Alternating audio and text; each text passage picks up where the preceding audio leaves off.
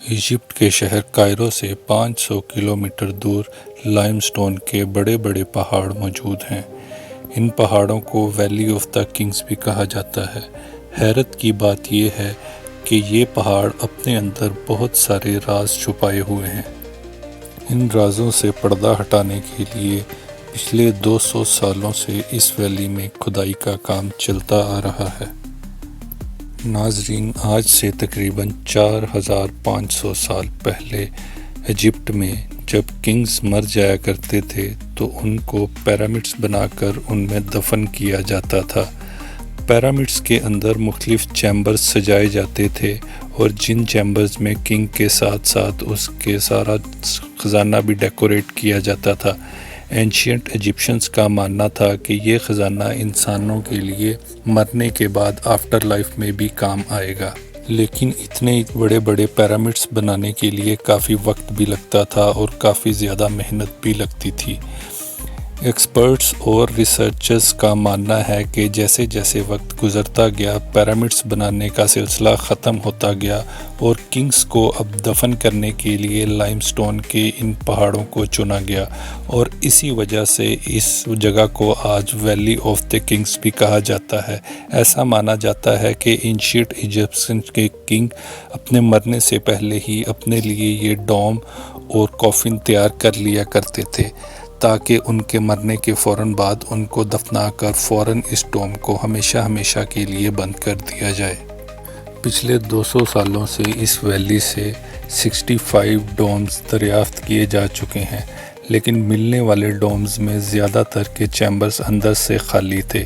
Experts کا ماننا ہے کیونکہ سب کو معلوم تھا کہ کنگز ویلی میں خزانہ چھپا ہے، اس لیے ہزاروں سال پہلے بنائے ہوئے ان چیمبرز کو وقفے وقفے سے لٹیروں نے ڈھونڈ کر لوٹ لیا تھا۔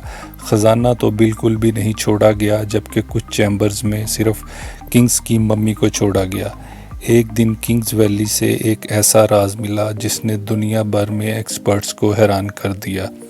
1922 میں رچرڈ آکسفورڈ کے ایک ہاورڈ کارٹر نے جب سیڑھیوں پر اچانک ایک نظر پڑی تو انہوں نے دیکھا کہ پہاڑ سے ایک سٹیپ نکل رہا ہے۔ حیرت انگیز طور پہ سیڑھیوں کا یہ سٹیپ پہاڑ کے اندر جا رہا تھا، جس کو دیکھ کر انہوں نے اس کی کھدائی کا کام شروع کر دیا۔ جب جیسے جیسے اس کی کھدائی کرتے گئے پہاڑ کے اندر سے مزید سیڑھیاں نکلتی رہی۔ اب یہ تو کنفرم تھا کہ پہاڑ کے اندر بنے یہ سٹیمپ ضرور کسی سیکرٹ جگہ آ کر کھلیں گے۔ کئی فٹ کی کھدائی کے بعد جب یہ منظر دیکھا گیا تو اس پر اعتماد کرنا نہایت ہی مشکل تھا۔ جی ہاں، کنگز ویلی کے بیچوں بیچ ایک اور ڈوم مل چکا تھا۔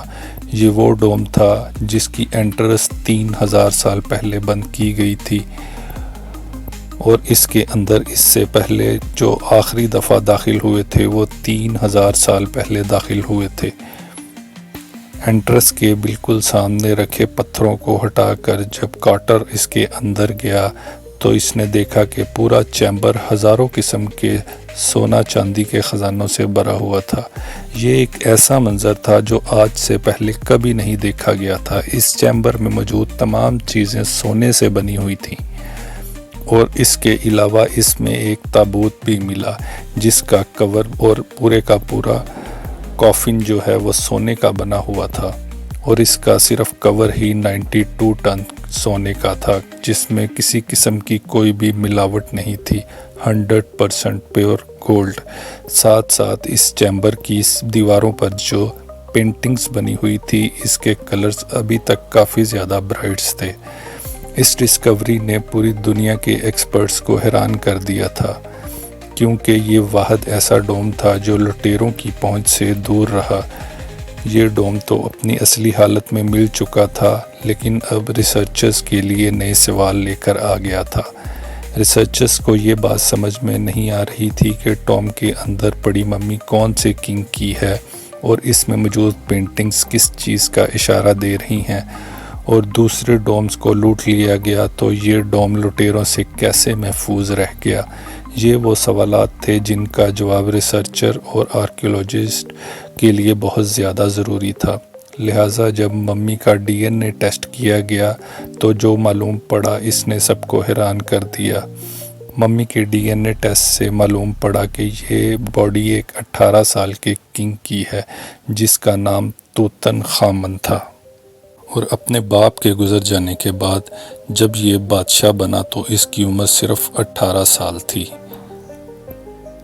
اب یہ تو معلوم پڑ چکا تھا کہ یہ ممی آخر تھی کس کی، لیکن اس ریسرچ سے ریلیٹڈ دوسرے سوالوں کا جواب جاننے کے لیے اس وقت اتنی زیادہ ایکسپرٹیز نہیں اویلیبل تھی، اس لیے اس ریسرچ کو روک دیا گیا۔ 1939 میں اس ممی کو دریافت کرنے والا سائنسدان کارٹر اس دنیا سے رخصت ہو گیا۔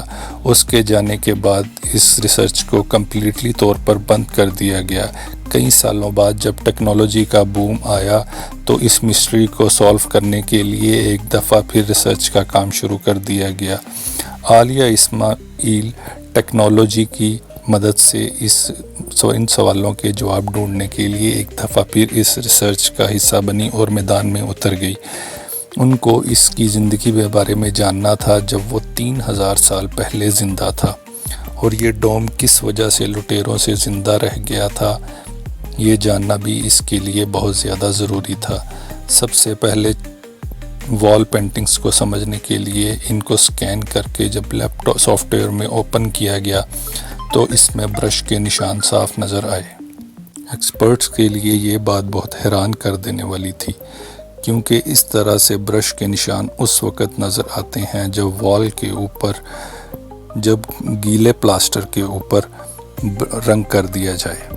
اس کا مطلب یہ کہ جب یہ پینٹنگ کی گئی تھی اس وقت ان لوگوں کو بہت زیادہ جلدی تھی، ان کے پاس وقت بالکل نہیں تھا۔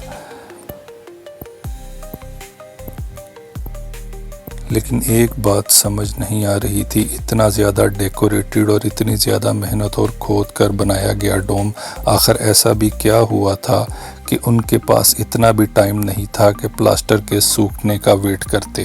یہ جاننے کے لیے ایک دفعہ پھر ممی کے ڈی این اے ٹیسٹ پر نظر دوڑائی گئی، لیکن اس بار جو چیز سامنے آئی وہ واقعی ہی بہت بڑی ڈسکوری تھی۔ لیٹسٹ ڈی این اے رپورٹ سے معلوم پڑا تھا کہ جب توتن خامن مرا تھا تب وہ تھا تو صرف 18 سال کا، لیکن وہ ایک ہی وقت میں کئی بیماریوں میں مبتلا تھا، اور اس کو کئی بار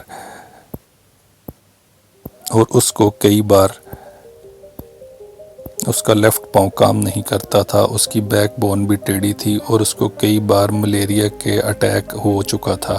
ڈاکٹرز کا ماننا تھا شاید وہ اچانک ملیریا کے اٹیکس کی وجہ سے ہی مرا تھا، جس کی وجہ سے لوگوں کو اتنا ٹائم نہیں مل سکا، کیونکہ ان کا کنگ اچانک مر گیا تھا اور ان کے پاس ٹائم بہت کم تھا اس ٹوم کو بنانے کے لیے۔ ان سوالوں کے جواب جاننے کے بعد